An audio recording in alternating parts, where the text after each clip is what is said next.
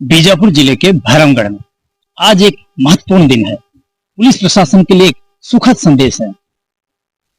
नक्सलियों के प्रवक्ता रुपेश सहित सैकड़ों नक्सली आज सरेंडर करने के लिए माढ़ से भैरमगढ़ के आ रहे हैं और यहाँ पे पुलिस प्रशासन की सारी टीम लगातार टकटकी निगाहें बनाए जमे हैं कि कब वो आएंगे।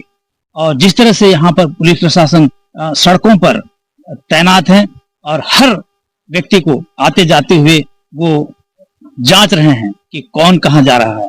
मैं आपको बता दूं एक छोटी सी कहानी। एक ऐसा समय था जहां पूरा बस्तर शांत था। 1981 की बात मैं कहता हूं। 1981 में जब नक्सल यहाँ पर उनका पदार्पण हुआ, उन्होंने धीरे धीरे पैठ बनाई कि किसी भी व्यक्ति का कोई भी समस्या हो तुरंत हल कर देते थे।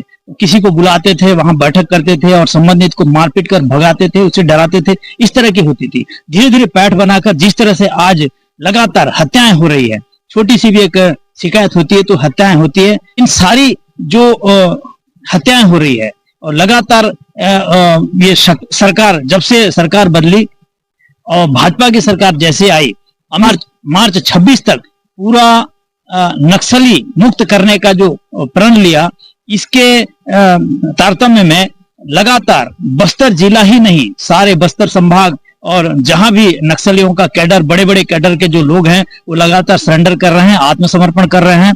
आप छोटे से छोटे कैडर, बड़े से बड़े कैडर। अब पिछले बार हमने देखा कि महाराष्ट्र के एक पुलिस ब्यूरो जो सरेंडर कर चुके हैं महाराष्ट्र में इस तरह से, और आज माड़ डिवीजन से सैकड़ों की संख्या में कहा जा रहा है रुपेश जो प्रवक्ता हैं वो अपने साथियों को लेकर आज सरेंडर करने यहाँ पहुंच रहे हैं। आप देख सकते हैं जितने भी जो यात्री हैं उन्हें वापस भेजा जा रहा है और जितने भी यात्री भेजा जा रहा है। आप देख सकते हैं पुलिस प्रशासन तैनात है। आप देख सकते हैं जिस तरह से यहाँ सारे पत्रकार साथी भी ये देख रहे हैं कि जो नक्सली हैं वो यहाँ आएंगे और वो अपने टीवी पर लाइव दिखाएंगे, लोगों को बताएंगे कि देखो कितने नक्सली यहाँ पर सरेंडर करने पहुंच रहे हैं। आप देख सकते हैं यहाँ हमारे एक पत्रकार साथी भी यहाँ मौजूद हैं। शायद मैं उनसे पूछ लेता हूं कि किस तरह से यहाँ पर लोग इंतजार कर रहे हैं और जो इतनी बड़ी जो सरेंडर है उसको लोग इंतजार कर रहे हैं और लोग सब अपनी निगाहें जमाए बैठे हैं कि ये जो रास्ता आप देख रहे हैं ये उसपरी की ओर जाता है। यहाँ से लगभग 10-12 किलोमीटर दूर उसपरी गांव है। उसके बाद इंद्रावती नदी है। इंद्रावती नदी के उस पार पूरा माड़ इलाका है। उस माड़ इलाके में जो नक्सलियों की जो पूरी साम्राज्य कहा जाता है वहां पर यहाँ संचालित था। और जिस तरह से जो माड़ डिवीजन के और सारे नक्सली आज यहाँ समर्पण करने आ रहे हैं, इस पर मैं हमारे एक पत्रकार साथी हैं भरत दुर्गम, मैं उनसे जानने का प्रयास मतलब पूछना चाहता हूँ, हाँ चर्चा करना चाहता हूँ कि जिस तरह से ये बड़ी जो कामयाबी कहना चाहिए पुलिस प्रशासन के लिए, क्या कहेंगे? देखिए, सबसे पहले तो जिस तरीके से बस्तर में लगातार हम देख रहे हैं कि देश से गृह मंत्री का दौरा लगातार देखने को मिला था। कुछ समय पहले जो सबसे ऐतिहासिक दशहरा होता है, उस वक्त उनका दौरा था। उस दरमियान देश से गृह मंत्री अमित शाह ने ये तय किया था और एक मीटिंग भी की थी। उस मीटिंग में ये तय हो गया था कि जो रणनीति पुलिस नक्सलियों से लोहा लेने के लिए बना रही है, उसमें मजबूती करने के लिए जो अफसर हैं, जो अधिकारी हैं, उनके समक्ष एक समीक्षा की गई थी। उस समीक्षा के तर्ज पे अब देखा जा रहा है कि अमूमन की जो ऑपरेशन है वो बहुत तेज कर दिए गए हैं। इससे पहले आपने देखा कि कितने बड़ी तादाद में जो नारायणपुर के जो अबुझमाड़ के इलाके आते हैं, उस इलाके से जो नक्सलियों की बड़ी जो टोली थी, उन्होंने आत्मसमर्पण किया और सरकार के समक्ष हथियार डाल दिए। तो एक बड़ी खबर बाहर निकल के आई थी बस्तर के बाद। उसके बाद आपने देखा कि मुंबई में किस तरीके से, महाराष्ट्र में वहां के जो सीएम है उनके समक्ष किस तरीके से जो माओवादी थे, जो बड़े कैडर के माओवादी थे, जो पोलिंग ब्यूरो कहा जाता है, उन्होंने आत्मसमर्पण किया था। वहां पे हथियार स्वयं ले जाके वो सीएम के समक्ष वो आत्मसमर्पण कर रहे थे, नतमस्तक हो रहे थे। उसके बाद जिस प्रवक्ता की अगर बात की जा रही है, जिसकी चर्चित जो खबरें आज सुबह से बाहर निकल के आ रही है, रुपेश, जो कि DKSZC यानी दंडकारण्य स्पेशल जोनल कमेटी का प्रवक्ता है, वक्ता है, ऐसे उसने पहले एक इंटरव्यू भी दिया था एक पत्रकार को। तो उस दरमियान उन्होंने ये कहा था कि अभी स्थिति ऐसी नहीं हो गई है कि हम सभी जो माओवादी हैं, जो कैडर के जो लोग हैं, वो एकजुट होकर भी किसी भी चीज को लेकर निर्णय ले। हमें समय चाहिए, समय के पश्चात एक सकारात्मक निर्णय हो सकता है अगर सरकार की जो ऑपरेशन चल रही है उस ऑपरेशन को अगर विराम दिया जाए। तो वो एक खबर बाहर निकल के आई थी उनके इंटरव्यू और काफी वायरल हुई थी। वायरल होने के बाद सरकार भी प्रतिक्रिया दी थी कि वो लोकतंत्र की दायरे में रह के अगर वो बात करते हैं तो हम उनकी बातों पर अमल करेंगे, लेकिन लोकतंत्र के खिलाफ अगर वो बात करेंगे तो इस पर किसी भी तरीके की प्रतिक्रिया हम देने के लिए बाध्य नहीं है। हम जो कार्रवाई कर रहे हैं उस पर हम बाध्य हैं। 31 मार्च यानी 2026 तक माओवाद समाप्त करने की जो रणनीति बनाई जा रही है उस पर कार्यरत रहेंगे। अभी जो कांकेर में जो नक्सली सरेंडर किए हैं, पूरे हथियार सहित आए हैं, इसके पहले ऐसा देखने को नहीं मिला था, क्या कहेंगे? बिल्कुल, देखिए, मैंने पहले भी कहा था कि जिस तरीके से माओवादियों के खिलाफ पुलिस के जवानों के द्वारा लगातार एंटी नक्सल ऑपरेशन चलाए जा रहे हैं, अभी स्थिति इतनी अच्छी नहीं है माओवादियों की, क्योंकि लगातार अगर हम देश में अगर देखा जाए तो अत्याधुनिक जो हथियार हैं, इक्विपमेंट्स हैं, यूं कहें कि जो ऐसे ऐसे अत्याधुनिक हथियार हैं, AI का इस्तेमाल भी हो रहा है। अब ऐसा हो गया है कि नक्सली किसी भी इलाके पे अगर मौजूद होते हैं तो पुलिस को उसकी खबर पहले ही मिल जाती है। पहले अमूमन इस तरीके की खबरें नहीं निकल के आती थी कि अक्सर हमने देखा है TCOC का जो महीना होता है, TCOC का महीना अर्थात वो महीना होता है जिन महीनों में अधिकांश जो नुकसान जवानों को पहले हुआ करता था, लेकिन कुछ समय से पहले हम देख रहे हैं कि जवानों को नुकसान ना हो के माओवादियों को सबसे ज्यादा नुकसान होते हुए नजर आ रहा है। लेकिन इस बीच में हम लोग कई पर्चों में अलग अलग क्षेत्रों में हमने देखा कि DRG का लगातार विरोध करते हैं।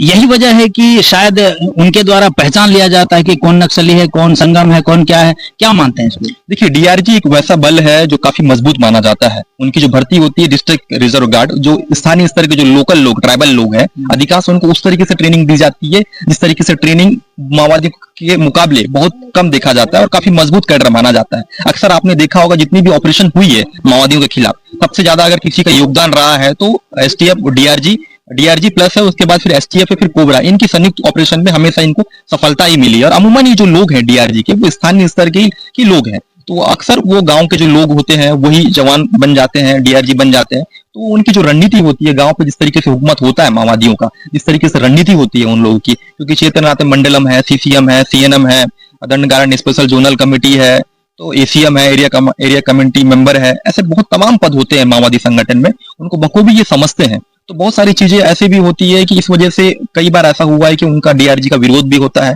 कई बार उन लोगों ने आरोप भी लगाया कि हमारे साथ गलत तरीके से कृत्य उन लोगों ने किया। इस तरीके की चीजें देखने को मिलती है, लेकिन ये एक पहलू है। कोई दूसरा पहलू की अगर बात की जाए तो DRG वो जवान है, अब तक जितनी भी ऑपरेशन हुई है उन ऑपरेशन पे एक बड़ी सफलता पुलिस के जवानों को मिली है। लेकिन अभी मैं यादव जी आपको एक बात बता दूं, जिस इलाके पे हम मौजूद हैं, जिसकी चर्चा सुबह से हो रही है, जिस माओवादी की चर्चा, Rupesh, Dandakaranya special zone committee का प्रवक्ता है, वो इसी रोड, ये देख रहे हैं आप, इसके ठीक 10 से 12 किलोमीटर की दूर पे उस पर ही नदी पड़ता है। वो नदी के ठीक उस इलाके पे जो माड़ इलाका लग जाता है, वो माड़ इलाका आता है, अबुझमाड़ से वो नजदीक पे ही वो इलाका है। उस इलाके पे उनकी हुकूमत बहुत ज्यादा होती है।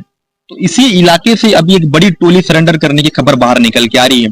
टीवी अखबारों में ये चलाया जा रहा है कि 100 से अधिक नक्सली हैं, कोई कह रहा है कि 120 नक्सली हैं, कोई कह रहा है कि 130 नक्सली हैं, बड़े बड़े नक्सली हैं। अभी किसी भी तरीके से चीजें स्पष्ट नहीं हुई है। जब तक तस्वीर और वीडियो सामने नहीं आएगी तब तो ये कहना बिल्कुल उचित नहीं होगा कि ये नक्सली सरेंडर कर रहे हैं। लेकिन जो कवायद लगाई जा रही है कि जो बड़ी जो टोली है माओवादियों के जो बड़े कैडर के जो लोग हैं, जो प्रवक्ता है पिछले बार जिन्होंने इंटरव्यू दिया था कि हम समर्पण करने के लिए चर्चा कर रहे हैं, जो सकारात्मक की और आगे बढ़ सकती है, सकारात्मक की और आगे बढ़ गए हैं। यही वजह है कि इसी इलाके से एक जो बड़े कैडर के नक्सली हैं, दंडकारण्य स्पेशल जोन कमेटी के रूपेश, वो समर्पण कर सकते हैं उनके साथियों के साथ। तो आपने देखा हमारे साथ जो भरत दुर्गम है वो काफी अनुभवी पत्रकार हैं और कई समय से अपना खुद का एक चैनल भी। यह सिर्फ एक आत्मसमर्पण नहीं बल्कि 5 दशक से जंगलों में पनप रहे नक्सलवाद की जड़ों को हिला देने वाली एक बड़ी घटना है। केंद्र और राज्य सरकार की मजबूत इच्छा शक्ति ने वह कर दिखाया जो कल तक असंभव लगता था। बीकेएम न्यूज नेशनल से आपके लिए यह ऐतिहासिक खबर। बीते 15 दिनों में ये हुआ है, आने वाले 15 घंटों में और भी ऐसा ही विषय सामने आने वाला है। संख्या भी लगभग इतनी ही होने वाली है। तो कुल मिलाकर जो मैं आपसे कहना चाहता हूं कि माननीय अमित शाह जी के मार्ग रणनीति के आधार पर, माननीय हमारे मुख्यमंत्री विष्णुदेव साय जी के मार्गदर्शन पर बस्तर में समग्रता के साथ मल्टी डायमेंशनल काम करके, संस्कृति के क्षेत्र में काम, खेल के क्षेत्र में काम, technology based intelligence, human based intelligence, NTRO, DRDO, NSG, bomb disposal squad, ITBP का काम, ये सारे सबको मिला करके भी जो केंद्रीय एजेंसियां हैं उनके बहुत सारे सहयोग को मिला करके, और हमारे विशेष रूप से बस्तर के जवान जितने हैं और सेंट्रल एजेंसीज आर्म फोर्स के जवान जितने हैं, सबको मिलाकर के आप देखेंगे तो वो जो समय है जिस पर सशस्त्र नक्सलिज्म के समापन की बात कही गई थी, नियत समय में सारा काम पूरा होते हुए दिखेगा। पुनर्वास करने वाले जितने भी नक्सली हैं, जो पुनर्वास करते हैं, उनका लाल कालीन बिछाकर स्वागत किया जाना ये निर्धारित है और लाल कालीन बिछाकर ही हम उनका स्वागत कर रहे हैं। आज के दिनांक पर भी काफी बड़ी संख्या में लोग जो सशस्त्र नक्सली हुआ करते थे वो मुख्य धारा में आ रहे हैं। इसमें काफी लोग, आप बिल्कुल ऐसा मान सकते हैं, कांकेर का एरिया, माड़ का एरिया, ये लगभग अब सशस्त्र नक्सलिज्म से पूर्णतः मुक्त हुआ जान सकते हैं। इसके अतिरिक्त जो शेष अन्य स्थान हैं, दक्षिण बस्तर का स्थान है, वहां पर भी अपील सरकार करती है कि आप मुख्यधारा में आए, आप जनता के बीच में जाकर के काम करें, जनता के मनोभाव के आधार पर आप बहुमत प्राप्त करके आगे बढ़े, लोकतंत्र पर आधारित काम करें। इसकी अपील अभी भी सरकार करती है और मैं सोचता हूं कि शीघ्र ही उस पर भी कोई उनका मन बनेगा। अब बस्तर की जनता कोई लाल आतंक चाहती नहीं,